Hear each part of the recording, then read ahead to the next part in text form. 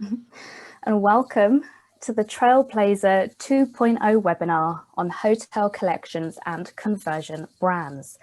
And this is a 1-hour session, and in this session we are going to explore the options of joining a collection, of converting to a soft brand, and operating an independent property. More specifically, we are going to hear about what global and local representation can offer, the process of becoming part of an affiliated brand, and vice versa, and all of this will be discussed with a view of the future. So this webinar series is being held in the run-up to Urban Living Festival. This is an event that we're holding this summer, the 7th and 8th of July at Tobacco Dock in London. And here we are going to explore the future of where we stay, live and work across 3 stages called Stay, Live and Work. And you can see the different sectors that we're going to cover on your screens now. And if you're interested in reading more about the agenda, a link to the event is being posted in the chat. So please do go and check it out.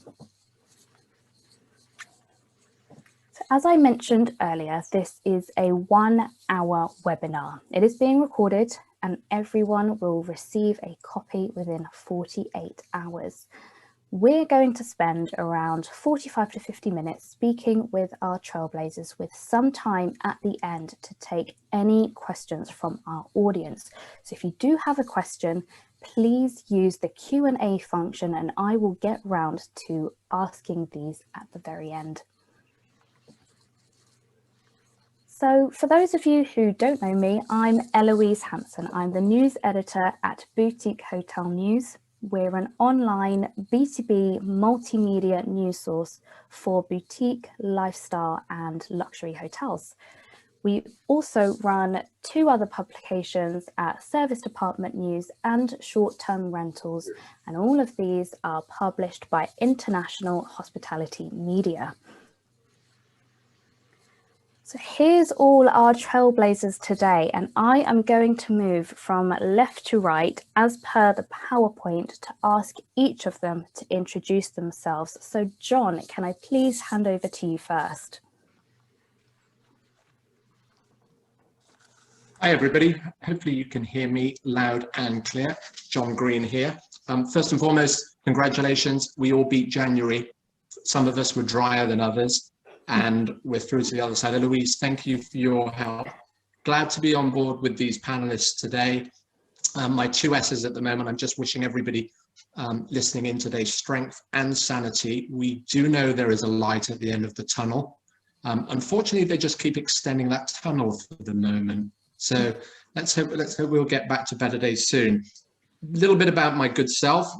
Interestingly enough, you find me in the kitchen of my house here in Wandsworth, where I started my career, and not in this particular house, but in the kitchen itself.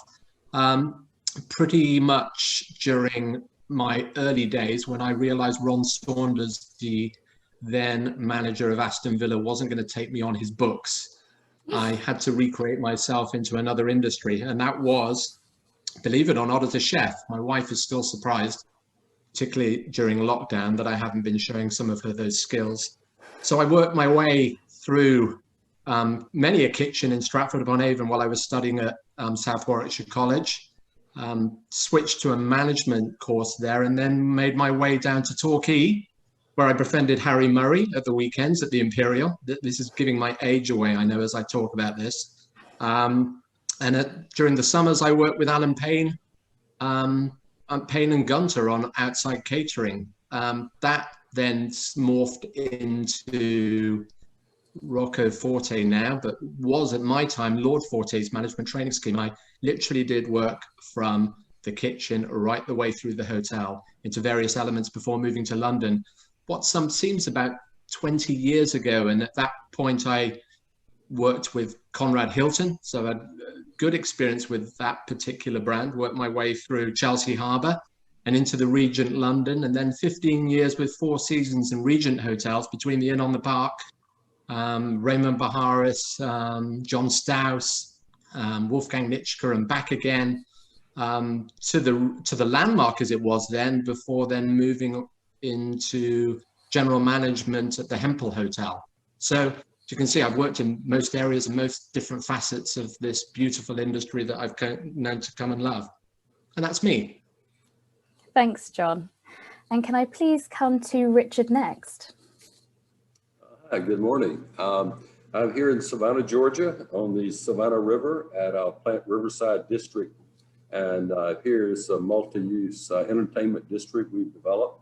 We just opened back in July, and final building will open this July of this year. So we'll have a 409-room JW hotel here, and we have retail, 18,000 square feet of retail. We have about 14 food and beverage operations.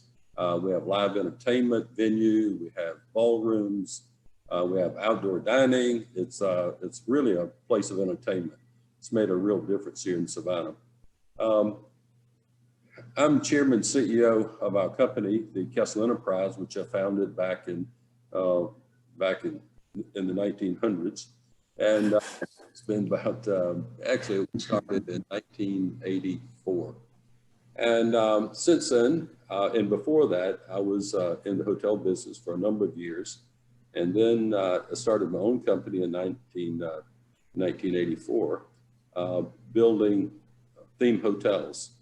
And so today we have 13 very high-end 4-star plus hotels.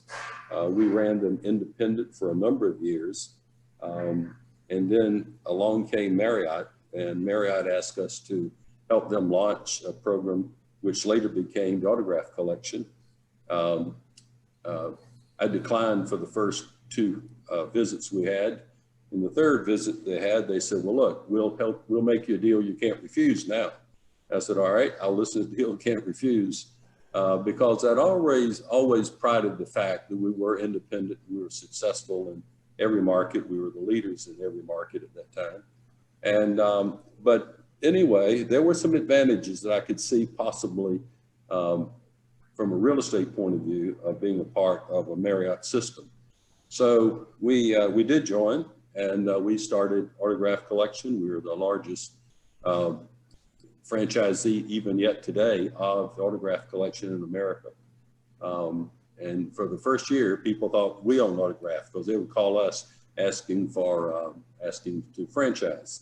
But anyway, it's been a good relationship with Autograph, and we still continue to develop. We have these properties. The property here we will finish in July of this year, which I'll be very pleased. This has been an 8-year project, but it's going to be a game changer for Savannah in the hospitality industry. Also, we have a large project under construction in Greenville, South Carolina. And we're looking forward to doing some others. We have 2 other sites under contract, and that we will be continuing our development. This COVID thing has, being in Georgia, believe it or not, is obviously had effect on our business, but not to the extent I think that other states have had. We see occupancies during the week in the 40%. However, curious enough, out of our properties, we have several properties that are actually doing numbers greater than they did in 2019, and they were doing very well then. So it's really been quite spotty. And then the new projects we just opened, like in Charlotte, which is a heavy business town, we felt the effects from that. But about our business then, we continue to grow, and we develop. We in the real estate business, we develop, we own our properties. We have a few investors, family concerns that invest with us that are very close friends. And with these 13 properties, we continue to go forward, and we're looking forward to 21 being a much better year. We think that starting in probably April, we see a change coming. So we're optimistic about the rest of this year from April forward. So here we are, and looking forward to hearing from others and then sharing some thoughts. Thanks, Richard. And can I please come to Tina next? Thanks, Eloise. Good morning, good afternoon. My name's Tina O'Hara. I'm Group Director of Sales for the Cairn Hotel Group. For anyone unfamiliar with Cairn Hotel Group, we're a UK-based owner-operator, and we've got 32 hotels from Aberdeen down to Brighton. Our portfolio is diverse, so we've got anything from apartments to country house hotels to city centre locations. And we've got core brands, soft branded hotels, and we also have our own brand, which we launched 4 years ago. Much like John, I'm in the hotel industry for coming up to 30 years now. I've worked my way across various departments, and I've worked for brands such as Marriott, Van Maison, Hotel de Van, Rocco Forte. So thank you for inviting me, Eloise. Oh, you're most welcome. And Philippe? Hi everyone, morning. Good to be here with all of you, coming to you live from Barcelona, Spain. Not from my kitchen, fortunately, but from my office, which I much prefer over the kitchen, and my very lively young daughters who are making a mess in the kitchen usually when I'm on important calls in the house. So delighted to be here on this panel with you. I have the pleasure of working for Preferred Hotels and Resorts. We're one of the oldest soft brands out there, over 50 years old, and we are the largest, arguably, in the space, with over 700 affiliated member hotels in over 80 countries. And my job is really to run Europe as a region. We have over 200 member hotels in Europe across 27 countries. So it's a pretty significant portfolio. And my job is to make sure the owners are happy and satisfied with the relationship, and of course to drive the development of all our collections across the territory. And I've been with this company for quite some time, I think almost 14 years now. And the truth is, I've seen absolutely everything happening from, deflags, quite a bit of that actually, hoteliers deflagging from a hard brand to us or to another soft brand. But I've also seen it go the other way. I've seen hotels open that try just connectivity only and no brand affiliation at all, which is always interesting when hotels try that. And so this will be a fascinating discussion, I'm sure. I'm delighted to be here. Thank you. Thank you. And last but not least, Rebecca. Hi. Hi from London. I'm at home working from here. Thank you for including me on this panel. I will give you a brief background. I'm the founder of Little Emperors. Little Emperors is a private members hotel club offering over 30,000 users access to guaranteed benefits and exclusive rates in over 4,000 hotels around the world. We started in 2008. I was actually working in the city at the time and identified a gap as the market tumbled and corporate travel programs were not what they used to. And at the same time, there was a big rise in the SME community who did not particularly have their own volumes to negotiate corporate rates. So we created, along with some friends from uni, a members club, which started off as something in which we were going to use ourselves only and turned it into a business. We offer an annual membership fee. So we're a membership fee based model of £250 a year. And it gives access to our members to rates and benefits across all the hotels we work with. Over the years, we've actually dipped into technology. So I guess today we're probably considered more of a tech company. We use our booking history, search history to identify the correct hotels to suggest to the appropriate members, engaging with them tactically through our technology and allowing them to use our rates and benefits at the appropriate hotel. That's in summary what we do and who we are, and we're really pleased to be part of this panel. So thanks again for the invitation. Oh, you're very welcome, and thank you. Lovely to hear from you all. Now, all the LinkedIn profiles of our Trailblazers have been popped into the chat, and I do encourage everyone watching or listening to connect. So before we kickstart our conversation, I always like to run through some context or background. These are all stories that I have published within the last few months and are in some way related to our topic today of hotel collections and conversion brands. Now, that top story we have at the top, Mansion on Forsyth Park, which is located in Savannah and is part of the Kessler Collection. And later on, we are going to hear from Richard about why he's decided to move away from the Autograph Collection and operate this particular property independently.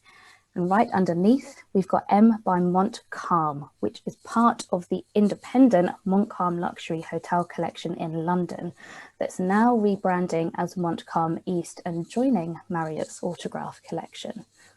On the next slide, we have a report from C9 Hotel Works, which highlights that chains such as Accor, Onyx, and Marriott have the largest supply and pipeline for soft brand hotels across Southeast Asia, and with the upper upscale tier representing the largest proportion of soft brand offerings in that pipeline at about 54%.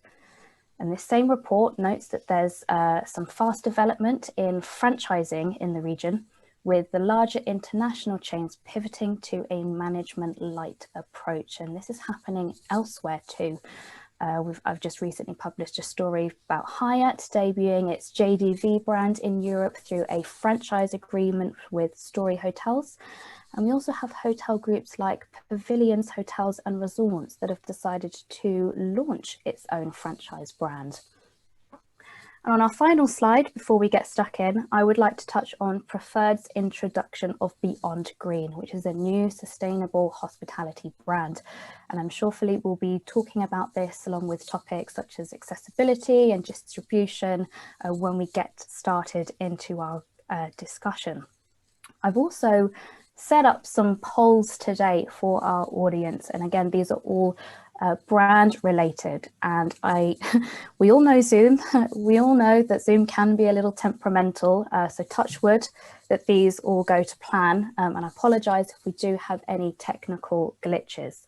So our first poll today will be, is the value of a brand A, stronger, B, weaker, or C, the same as a result of COVID-19? Now, what we are going to do is just leave this up on your screens for a little bit. And whilst we gather the results, I am going to start our conversation today. And Rebecca, I am coming to you first. What can you tell us, Rebecca, about what your members are now looking for when they book a trip? It's been an interesting year for us, identifying trends, particularly with what people want to do and the booking trends as well. And to your question of brands, I think COVID has, and no two people have experienced it the same way, and it has instilled some form of fear in people through their traveling. And the fear is compensated a bit by familiarity. So if there is a trend that we've identified, it's definitely that of familiarity with destinations and familiarity with brands.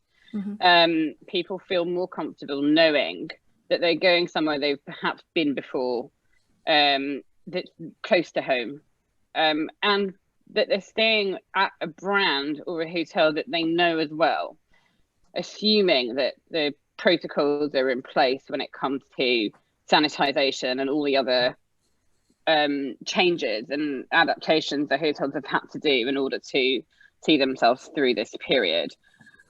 Not just a hotel front in terms of the actual stay and guest experience, but the actual booking process as well, knowing that perhaps the comfort in the cancellation policies, the flexibility there may be more lenient and safer to book directly with hotels or brands that they know already. So along with many other trends that we have identified in this period, I will, in answer to that question, talk about the familiarity and comfort in familiarity that we've identified over the last 9-10 months of craziness. We've just had our poll results in. It worked. And you're absolutely right. 60% believe that the value of a brand will be stronger as a result of COVID-19. 29% believe it will be the same, and 11% believe it will be weaker. And Rebecca, has this consumer interest shifted as a result of the pandemic, or has it always perhaps been like that? I mean, from our side, I would definitely say there was a shift towards familiarity. And it's not just in terms of the names of the hotels, but also the identification with things that they know best, such as preferred, leading, SLH. We also consider them at this point brands. People would, we've had a lot of comments like, oh, I know that hotel at Preferred, I've stayed at a Preferred, or I've stayed at an SLH before. And we call them soft brands, but from a consumer, I suppose that's still considered a familiar point of reference to them when they're making bookings. So yeah, definitely a shift towards familiarity in terms of brands and destinations, definitely identifiable from our side on the luxury side. Cool. Thanks so much, Rebecca. And I'd like to come to Philipp next, please. We were talking just before this webinar about, I know you're based in Barcelona, about what the market's like in Barcelona. And obviously being based in Europe, you do rely on all the neighboring countries to help stimulate that recovery and all the travel. And I know that Europe is a little slow in that area compared to areas like Asia and North America. How is Preferred supporting its members right now? Yeah, so that's two questions in one. So maybe the first one real quick. Obviously, Europe is slower to recover, certainly at this very moment in time. You know, things keep changing all the time, but Asia, for sure, all our hotels have been open for quite a few months now. Quite a bit of domestic travel going on in China in particular, but even the rest of the region, some countries doing surprisingly well. China obviously has this interesting domestic market, so they're doing okay at different rates, but certainly not as dramatic as over here in Europe. US the same. Richard can speak better to that, but US fairly open. About 80% of our hotels are actually open. You know, New York remains pretty shut. Most of our hotels there, which hurts us because we have 25 member hotels in New York alone. You know, and in a normal year, that's a beautiful thing to have for a company, for any brand, to have so much portfolio in New York. But right now, it's a problem. But the rest of the US is fairly active in some pockets of the country. Richard can speak better to it. Not every state, not every region is the same. And Europe seems pretty dark at the moment. 40% of our hotels are closed right now, which is significant because we had up to, I think, 80% open. So only 20% were closed at some point in August, September, and now we have a pretty high closure rate again. And I think it will remain that way for a few more weeks, at least until April. I think somebody mentioned April in the introductions. I think April could be the turning point where we see resorts, obviously, for Easter, but also city hotels opening up again. It's anybody's guess, really, when business will be good enough for the hotels to have a reason to open. But I think Europe just needs to get the restrictions eased, because what's happening right now basically essentially means there's no travel between most countries, and as soon as that is eased, you will see incredible travel within Europe, at least. US into Europe, Asia into Europe, that could take a little longer, but I think just that intra-regional business in Europe can come back quite quickly, and then the hotels could have a decent year potentially. In the summer there was so much activity between certain markets. And it's all drive market potentially in Europe too. There's a lot of potential for people to just get into their car and drive to other countries. I think it will move from around April. And then the second part of your question, we're obviously doing many different things. First of all, we kept most of our team on during this entire crisis, which is surprising. Most brands didn't really do it in the same way, but we did. Has to do with the fact that we have a very solid company, financially speaking, and generous owners who made that decision on our behalfs. But it also had to do with the fact that we thought there was a real business reason for doing so. Certainly there was less business out there, but it wasn't like there was no business at all. I'll give you an example on the MICE side, because a lot of articles always seem to say MICE is dead until 2024. We continue to see a lot of MICE business. We don't book 9-10 million in new business every month anymore, but we book about 3 million.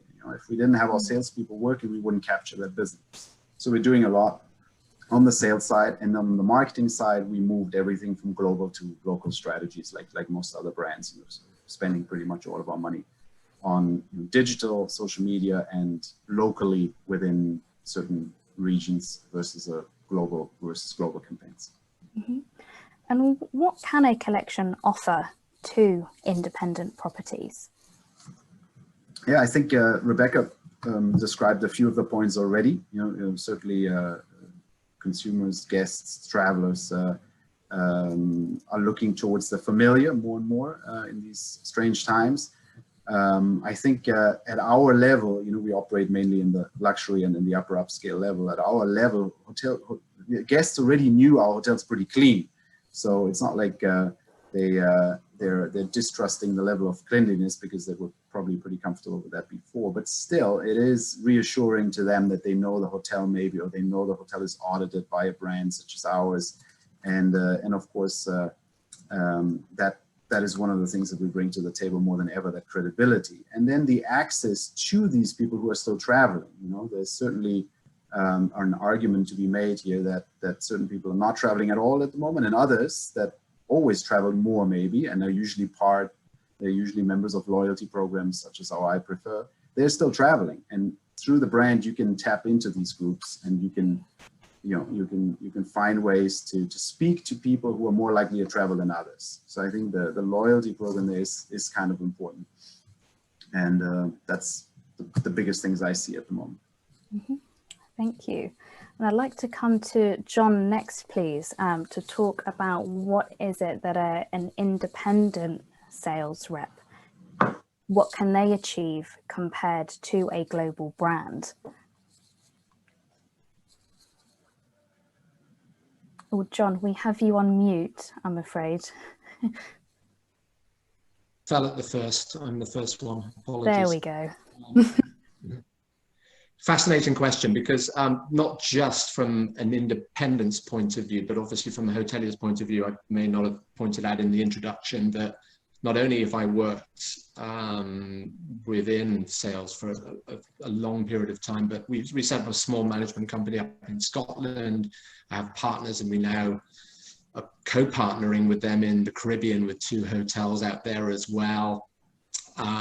When we started the journey as JG Collection 15 years ago, one of my first clients was in Barcelona.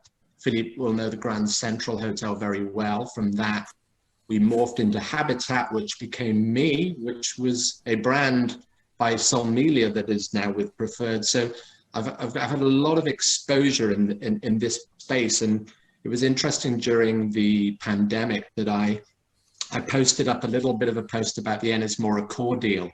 And I'd be interested to hear from the panel as well, their thoughts, because funny enough, I got so many people calling me, Elise, as opposed to actually commenting on the piece itself about what actually makes the brand. And I'm certainly going slightly off topic, but I'd love to get back to that, because we all understand where the global brands are. We all understand the Marriotts, the Hiltons, the Accor, the IHGs.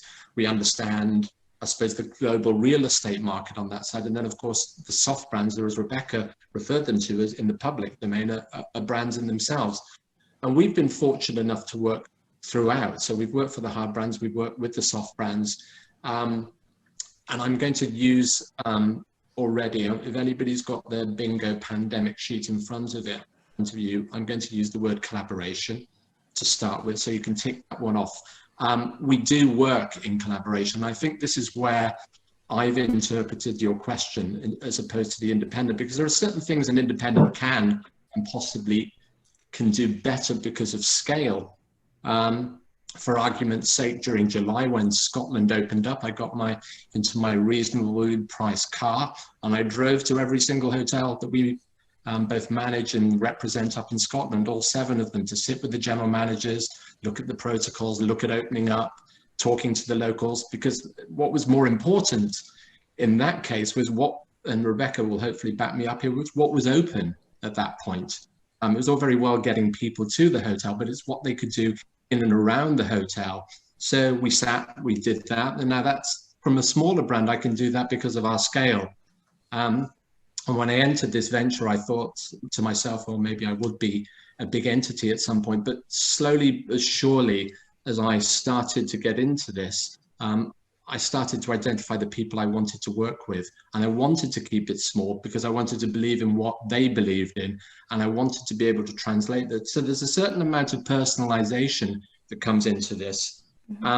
And there's a bit of there's some flexibility. We're able to do things as a smaller entity that perhaps the larger businesses will do in time, but it takes a little bit of time to get through that red tape. I can always remember my Four Seasons minimum operating standards manual. I remember reading it at my desk on a daily basis, you know, but they're set up for that very reason. You know what the style and grace that you're going to be received in a Four Seasons hotel, that they are there for a great reason. I suppose, again, tailor making, as I said, we can tailor make things. In this case, in the terms of the pandemic, we've done survey monkeys on guests in the Caribbean to understand what their thoughts were about the property and work on some things that we can do out there. I'm working with a really interesting brand at the moment in Paris, Surreal. The kind of the inspiration behind the brand was one of the former inspirators of Mama Shelter. That obviously got sold onto Accor. He has Le Plus and Lyon. It's very much indicative of the neighborhood of what he's doing and the personalization around that. And we're, I suppose, as a small company, able to amplify that. Rebecca knows me of old that I'm bang on the door and we'll be sitting there, we'll be able to do that one-on-one. And it's not just about the volume of sales calls and the integrations and the Zoom calls we're able to do. Quite frankly, we're all probably sick of Zoom. We want that personal one-on-one relationship. And I think the smaller entities like us can provide that. But I do think it's in unison with the larger hard brands, some of the soft brands as well, because I don't think any of us can do all of it at one time.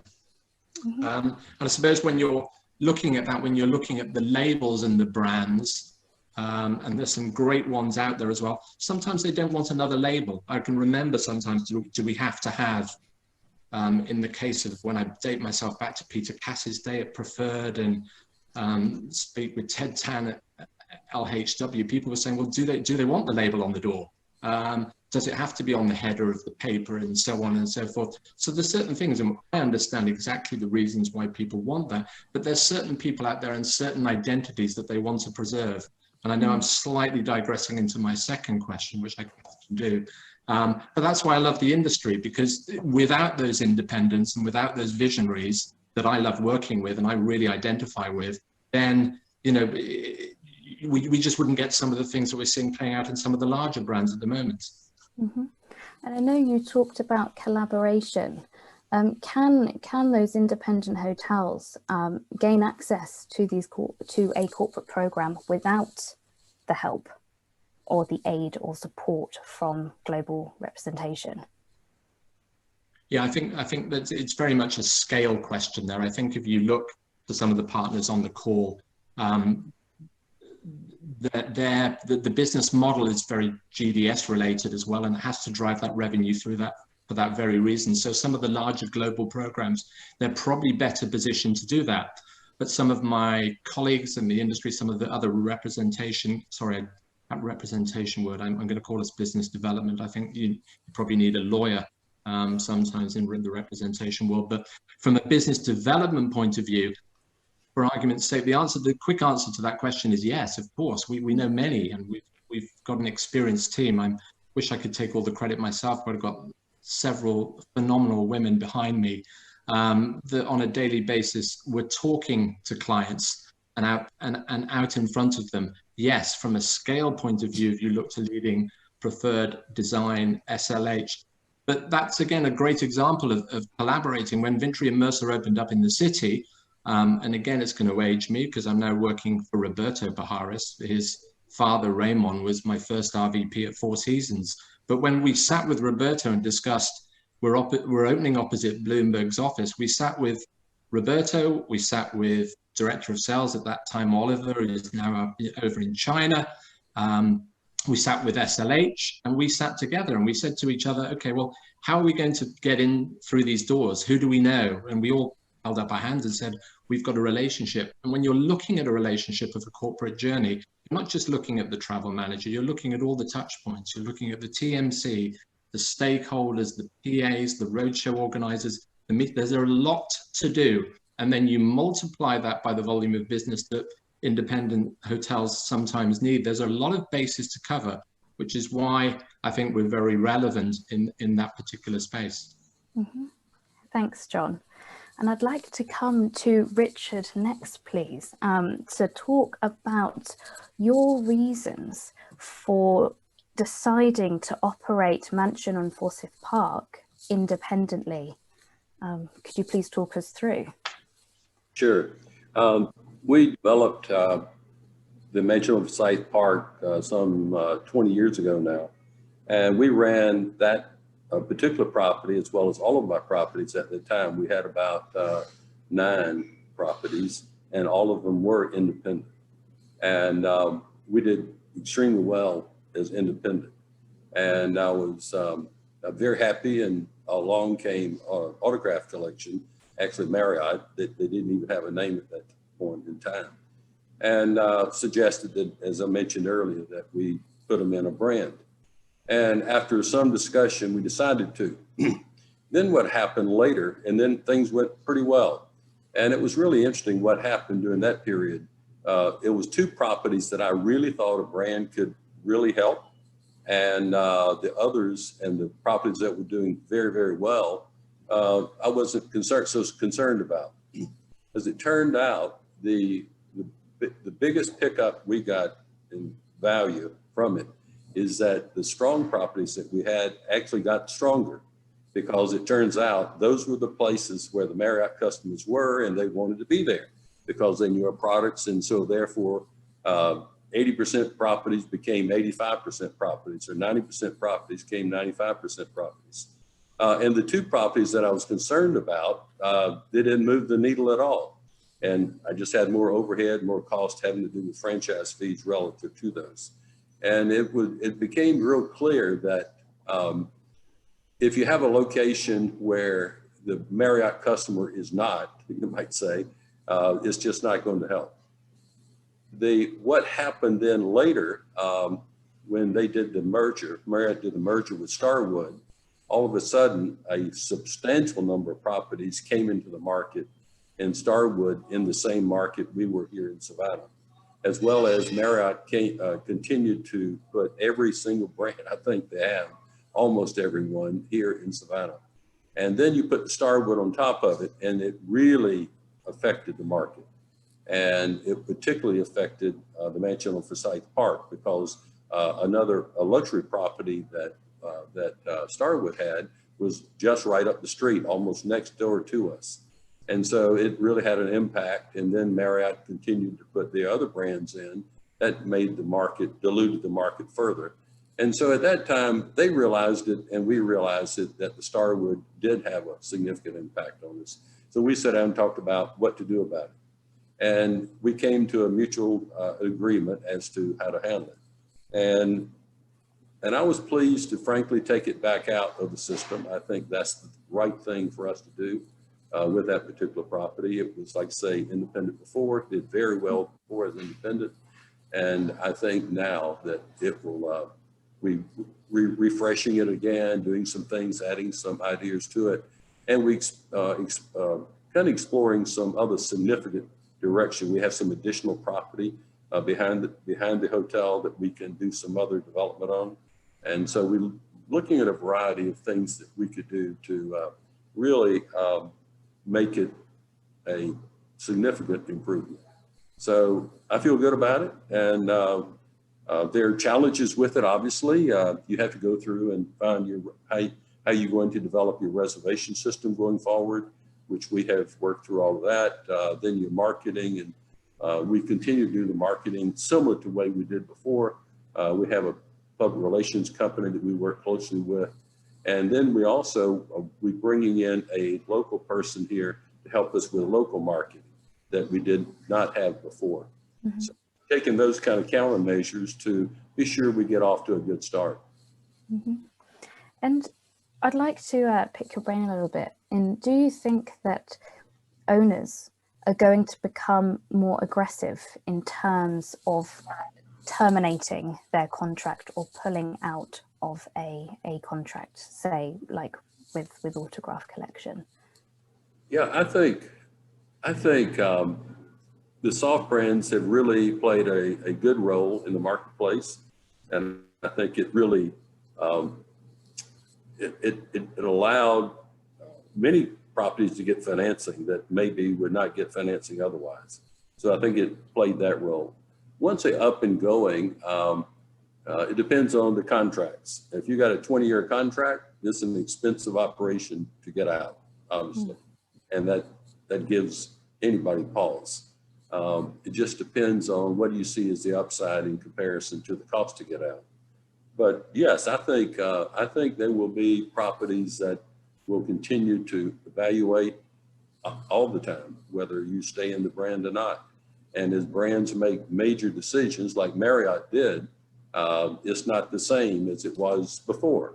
So the whole emphasis and the dynamics of the markets changes, and you have to be willing to step back and say, okay, I didn't have anything to do with that, but I have to deal with it. And so what is the right way to deal with it? In our case, it was the right thing to do is to take it back independent again. And Marriott understood, and they were good about it, and we worked out an arrangement I think was fair to everyone. Thanks, Richard. And I'm coming to Tina next, please. If you're able to talk us through the process of what it takes to convert to a soft brand. Yeah, absolutely. And I think it's fair to say that each conversion is very unique and it depends on which brand that you're working with. We found that some are more hands-on with you than others, but they'll all coach you through the process.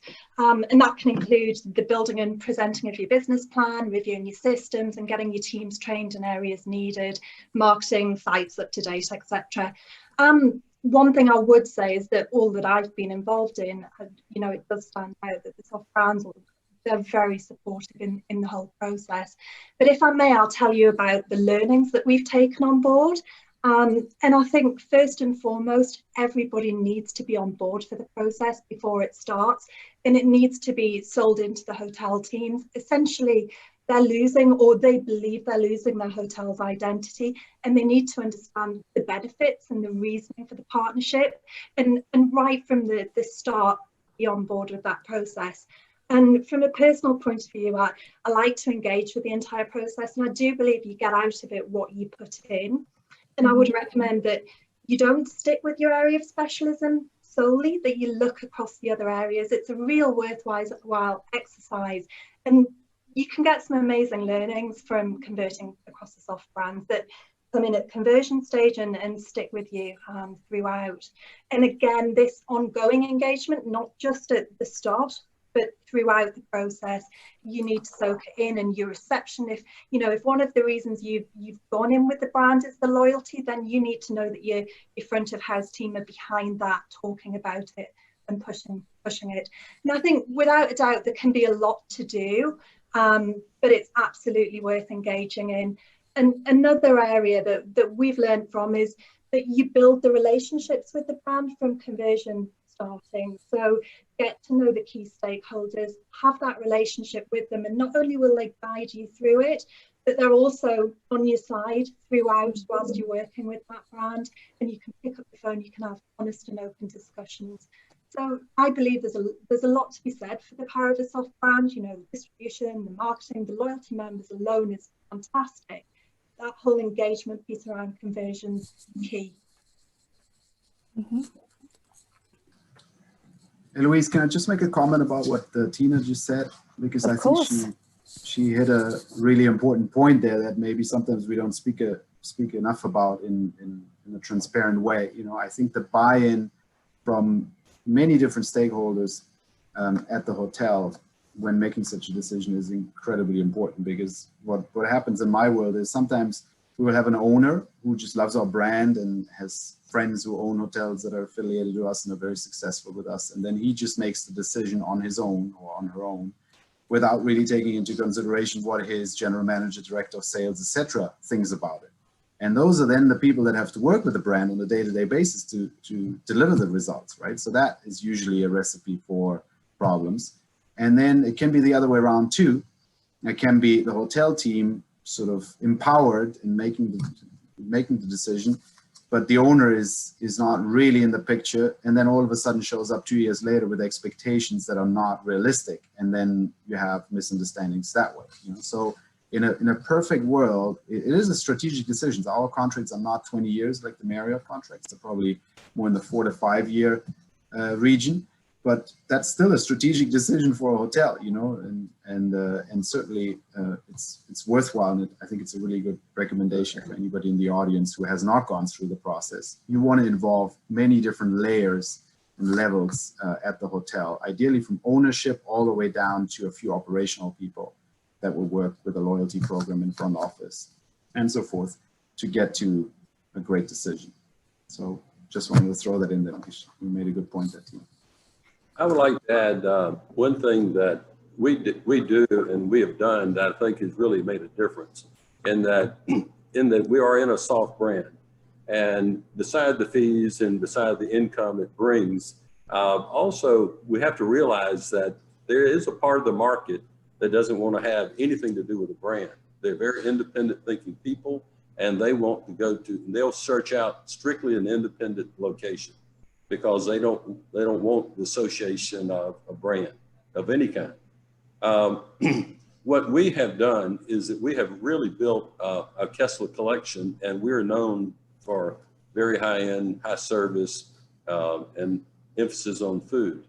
And through that, in a sense, we have also built our own brand under the Autograph Collection, and we kept that. We negotiated originally, it took 2 days negotiating contract originally with Marriott, because they had never dealt with independents before, is that it took 2 days and a bunch of lawyers and sitting in rooms and negotiating out an agreement. What would an independent property be willing to accept? There are some things that an independent owner will just not accept from a brand. That's why they're not a part of the brand. And so that got negotiated. But back to my point is that we have like some soft brands. We have our own brand in a sense, and that is the Kessler Collection brand. And we have developed another brand called the Bohemian, or the Grand Bohemian. And we have now 7, 8 of those properties. And that has a very strong image of what it is. People know it, and they actually look for that. So it's almost, we've layered it, brands within brands, soft brands within soft brands. And in the sense, it distances yourself from the big Marriott brand, you might say, in a positive way, but yet you also still have the advantages of Marriott itself. So, and then we have our own marketing people, and we have our own public relationships. So all those things are part of it. Would you agree that is, if you like, some steps or advice for an independent to retain their own identity? I know Tina touched on this earlier, that perhaps a major concern if an independent were to convert is how do they keep that that name or that culture about them? So what would be your advice, Richard? Well, I think you hit on a point, and that is, if you're an independent, you have a brand. And so claim that brand and really continue to market that brand, because that's really important, because one day you may not be part of a soft brand or a hard brand, either one. So keep marketing your brand and protect that brand that you have. The other thing that was a big deal when we negotiated the contract with Marriott was we said we must continue with our website. Well, they did not want that. And I can understand why, but after 2 or 3 days of negotiation, I said, look, that's a deal breaker. We have to retain our website, because we can really present our products in our hotels like we want to and like they should be presented. And on a huge brand basis, it's hard to do that, to keep the personality of it. So I think the website is extremely important for even even if you're a soft brand or if you're an independent, I think your website is critical. Yeah. Thank you. We've had a question come in from Julie. Hi, Julie. And she says, I've spoken to a lot of well-known hotels now under a brand, and they say that the use of the brand's loyalty program is too expensive. Do the panel think that the brands should be able to easily prove the value of their loyalty programs? And I would like to come to Rebecca, because we've talked a lot about value and how do you deliver that value? So if you'd like to take this question first, please. Yeah, with pleasure. So I'm speaking to a lot of well-known hotels now under a brand, and they said, so the hotels need to pay to be part of the loyalty brand program. So I don't know how that works on the background. I'll make the assumption that a hotel needs to pay to be part of a loyalty program. I think value is we've always had, our business model is very focused on value. And in today's world, I think the average number of searches before someone actually books is 9, which is really high.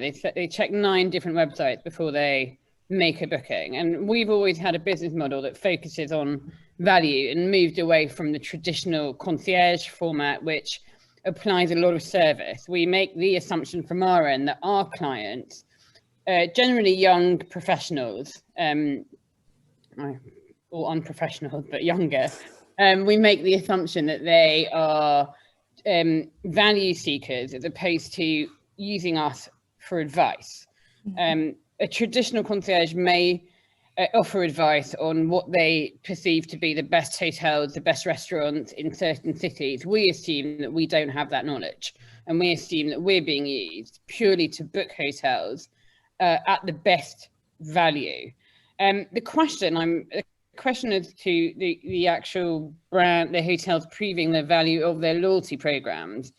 I'm afraid I don't know much. I'm not really able to answer it. I think that's more a hotel operational perspective. I don't know the cost of participating in the loyalty program, but I will say that value is key in our side anyway. People really are looking for value. They're looking everywhere for value. They're looking through all channels, and value is becoming more and more relevant to booking, more relevant than, I think, advice. Advice is the internet, is everyone has access to, and they can search, and it's quite personal, often personal advice, and we're much more focused on delivering value. But in terms of the hotels being able to actually prove that, I'm afraid I'll withdraw. I don't know the answer to that. I don't know how much they charge.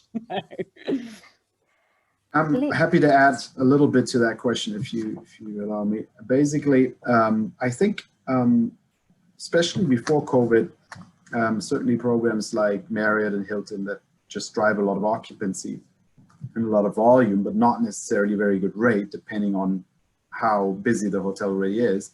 I think they definitely had a problem there to show their value, because they weren't necessarily giving the hotels the incremental business that they were looking for, right? And so that obviously is now very different, because in the COVID times, occupancy has a different meaning. You know, hotels are not looking at how to get from 85 to 90% occupancy. They're looking at, you know, how do I get from 40 to 50, and that can be the difference between losing money and breaking even. And so I think right now occupancy is pretty important all of a sudden, while it wasn't in the boom years. You know, our loyalty program is obviously smaller. It's called I Prefer Rewards. It's not comparable to what the big chains have, but we have close to 4 million members in it, and about, like all loyalty programs, about half of them are pretty active. And it's always been set up in such a way that the hotels are not unhappy when they get business from the program, right? They don't pay to be in the program. That's part of their membership fee. They're automatically in the program. And then basically we run the operations. We put in the money to purchase the software, which is really expensive when you have a points-based program like we do. We have the team that does marketing with the program, and the hotels finance the points. So when somebody stays at the hotel, they pay us an override of 2.5%, and that finances the points. And then when somebody comes and stays and redeems the points, we pay 85% of the value of that. So it is pretty reasonable, even on the redemption side. Even if you're running very high occupancy, you know, you're almost full, or you might even be selling out that night. If you get an I Prefer member coming redeeming points, we will pay you 85% of whatever certificate they came with, or whatever your bar was on the day, if you want. So that's a 15% commission, you could also say. And that is pretty reasonable compared to most other channels. You know, of course, you could be getting the business direct those last few bookings, and then it's cheaper that way. But we think it's the way we have set it up is definitely with the value proposition in mind. Mm-hmm. Thanks, Philipp. And we are slowly running out of time. I'm going to ask one final question, and I will come to Tina for this one, talking about OTAs and how can OTAs better serve industry needs? Okay, and this is a conversation that we often have in our workplace, and I think, you know, the OTAs have continued to evolve over the years, and I actually remember when they first came out and you would only have a Logi Suites on them at the top price, and, you know, back in the day. I think we've seen a real change and shift in how the larger brands are working with the OTAs, and you now see much more of a partnership approach globally. And I think the key for me is mutually beneficial. It's got to be a partnership. It can't be ruled by one side or the other. And I think, you know, to be fair, the OTAs are very good now at working that way. But the ability for a hotel to work together in a cost-effective way and target specific markets that hotel believes they can would be great. I'd also add in, and looking at the UK at the moment, you know, the staycation and city breaks opportunity is immense. And if you look at the platforms the OTA have, they're very standardized in the packages. So if there was an ability to link in with local attractions, etc., and not just a standard hotel package, I think that would be a great next move. Mm-hmm. Thank you. And what I'm going to do is launch one final poll. So whilst I am rolling through my outro slides, and our second poll is, hypothetically, if you were going to open a hotel this year, or are opening a hotel this year, would your first choice be A, branded, B, independent, or C, part of a soft brand? So we will leave that up on the on your screens to allow time to gather these results. So I do have a couple of slides to run through quickly. My colleague Paul Stevens, he is holding the first of his Rockstars 2.0 webinars tomorrow, the 2nd of February. This is going to be on guest wellness, well-being, and safety protocols on and off property. So if you would like to hear more about this topic, you can register using the link in the chat. And we're also very excited to be bringing back the Shorties. This is an awards event for all those within the short-term rental industry, and you can check out all the categories and submit entries via the link in the chat. My colleague George Sell is hosting the next Urban Living webinar next week on Wednesday, the 10th of February, and he's going to be looking at what the future of youth travel is going to look like. And once again, the registration link is in the chat. So to give you an idea of who's going to be at the Urban Living Festival, here's some of our sponsors and partners, and we still have plenty of opportunities to get involved. So if you would like to hear more, please drop my colleague Katie a line. Her details are on your screen now. I believe her LinkedIn is also going to be posted in the chat. So to end our conversation today, I'm just going to highlight the results of our second poll. Now, interestingly, if you were going to open a hotel this year, would your first choice be A, branded, B, independent, C, part of a soft brand? 43% have chosen independent, followed by 34% part of a soft brand, followed by 23% as branded. Love to see people championing the independents out there. But thank you so much for all the interesting insights. What a lively conversation we have had. I'm sure we could have carried on chatting for a while. I had so many questions lined up, but do carry on the conversation with our Trailblazers. Everyone's LinkedIn is in the chat. And if you would like to stay up to date with industry news, then do check us out on social media or visit boutiquehotelnews.com and subscribe to our twice weekly newsletters. And these have just taken a recent new format. We are now using video content with comment. It's a great way to listen and watch a roundup of the week's news. So do head on over and subscribe. And I will be back in 2 weeks' time for my next webinar on brand partnerships. So very much fitting with the conversation that we've had today. And I do look forward to seeing you all there again. And once again, thanks to our wonderful Trailblazers. It's been a pleasure. Do take care.